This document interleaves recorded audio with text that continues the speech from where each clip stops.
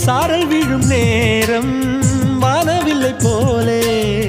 தோன்றிடும் அழகான காதல்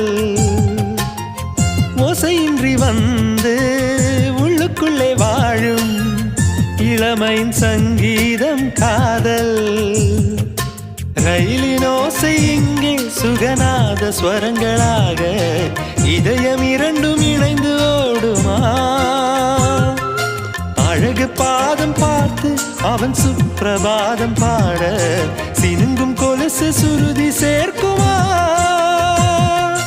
கோடி கோடி மின்னல்கள் ஓடி வந்து பாயுதே